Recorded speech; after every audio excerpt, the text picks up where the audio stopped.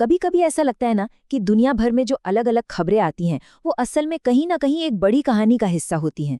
तो आज हम यही करने वाले हैं। हम 23 फरवरी 2026 की कुछ बड़ी घटनाओं को देखेंगे और ये समझने की कोशिश करेंगे कि ये सब आपस में जुड़ी कैसे हैं। तो आज का हमारा सफर कैसा रहेगा? सबसे पहले हम देखेंगे भारत की जबरदस्त टेक ग्रोथ को। फिर समझेंगे कि दुनिया के मंच पर भारत के रिश्ते कैसे बन रहे हैं। इसके बाद हम देश के अंदर राज्यों की कुछ खास कहानियों पर नजर डालेंगे और आखिर में दुनिया भर की कुछ झलकियां भी देखेंगे। तो चलिए सीधा शुरू करते हैं हमारे पहले पड़ाव से, भारत की तकनीकी छलांग। यहाँ एक बहुत ही दिलचस्प पैटर्न देखने को मिल रहा है।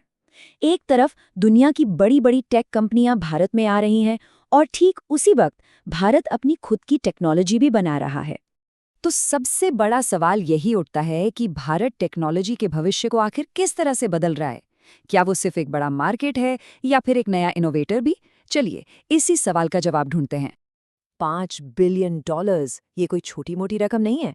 हाल ही में हुए AI समिट में गूगल ने ऐलान किया कि वो भारत में इंटरनेट कनेक्टिविटी को बेहतर बनाने के लिए एक बड़े केबल प्रोजेक्ट में इतना बड़ा निवेश कर रहा है।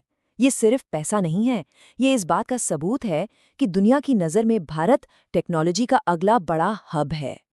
अच्छा, आजकल AI की दुनिया में एक शब्द है जो बार बार सुनने को मिल रहा है, LLM। इससे पहले कि हम आगे बढ़ें, इसे समझना जरूरी है।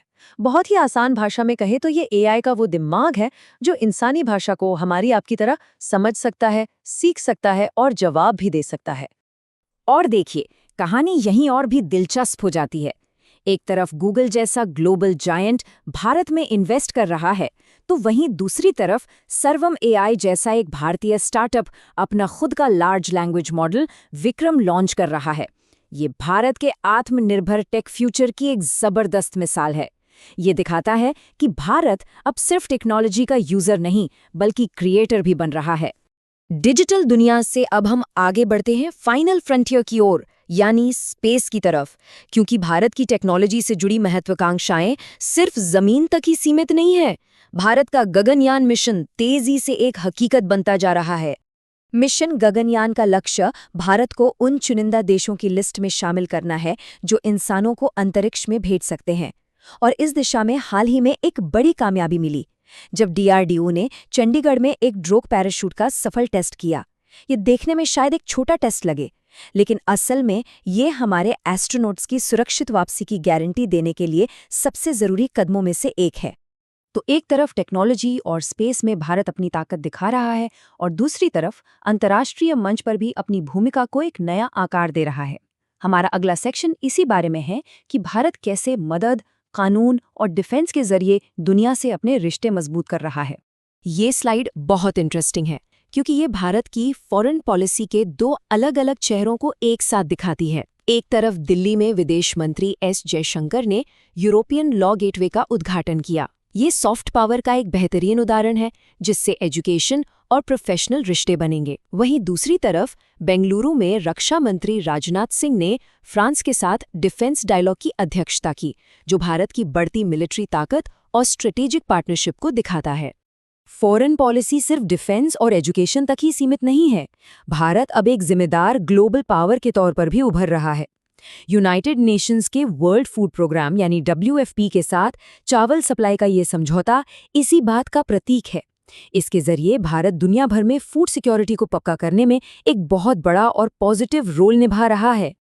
और भारत की ग्लोबल कोशिशों की शुरुआत हमेशा अपने पड़ोस से होती है। पड़ोसी पहले पॉलिसी के तहत मालदीव को एक हाई स्पीड फेरी देना सिर्फ एक तोहफा नहीं है, बल्कि हिंद महासागर में समुद्री संबंधों को गहरा करने और आपसी विश्वास को मजबूत करने की एक सोची समझी स्ट्रैटेजी का हिस्सा है। तो चलिए अब इंटरनेशनल मंच से वापस देश के अंदर की कुछ अहम खबरों पर नजर डालते हैं, क्योंकि किसी भी देश की असली ताकत उसके राज्यों में ही बसती है, जहां विरासत का जश्न भी होता है और भविष्य की नींव भी रखी जाती है। ये एक दिलचस्प बात है ना? भारत के दो खूबसूरत नॉर्थ ईस्टर्न राज्य अरुणाचल प्रदेश और मिजोरम एक ही दिन यानी 20 फरवरी को अपना स्टेटहुड डे मनाते हैं। 1987 में इसी दिन मिजोरम भारत का 23वां राज्य बना था और ये दिन इन दोनों राज्यों की अनूठी सांस्कृतिक पहचान का जश्न है।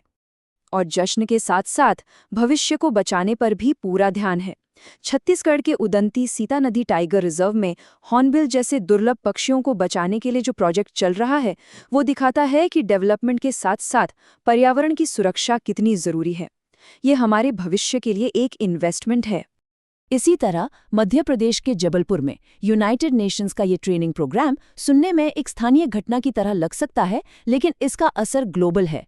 छोटे और हल्के हथियारों पर कंट्रोल के जरिए ये कार्यक्रम सीधे तौर पर रीजनल और इंटरनेशनल सिक्योरिटी को मजबूत करने में मदद करता है। चलिए, अब अपने विश्लेषण के आखिरी पड़ाव में भारत की सीमाओं से परे दुनिया में हो रही कुछ महत्वपूर्ण घटनाओं पर एक फटाफट नजर डालते हैं। दुनिया में भी हलचल जारी है। जापान में लिबरल डेमोक्रेटिक पार्टी की सानाए तकाइची ने देश की 105वीं प्रधानमंत्री के रूप में पदभार संभाला है, जो एक अहम पॉलिटिकल डेवलपमेंट है। और ज्योग्राफी में इंटरेस्ट रखने वालों के लिए फ्रांस के रियूनियन आइलैंड पर मौजूद पिटोन डे ला फर्नाइज ज्वालामुखी हमें कुदरत की जबरदस्त ताकत की याद दिलाता है। तो जब हम इन सभी अलग अलग डॉट्स को जोड़ते हैं, गूगल का इन्वेस्टमेंट और विक्रम LLM, गगनयान मिशन और WFP एग्रीमेंट, राज्यों के उत्सव और ग्लोबल हेडलाइंस, तो एक बड़ी तस्वीर उभर कर सामने आती है। ये तस्वीर एक ऐसे भारत की है जो ग्लोबल टेक्नोलॉजी को अपना भी रहा है और अपनी खुद की भी बना रहा है, जो कूटनीति में सॉफ्ट और हार्ड पावर दोनों का इस्तेमाल कर रहा है, और जो अपनी घरेलू जड़ों को मजबूत करते हुए दुनिया में अपनी एक खास जगह बना रहा है। तो सोचने वाली बात यह है कि ये सभी घटनाएं मिलकर हमारे आने वाले कल के लिए क्या संकेत दे रही हैं।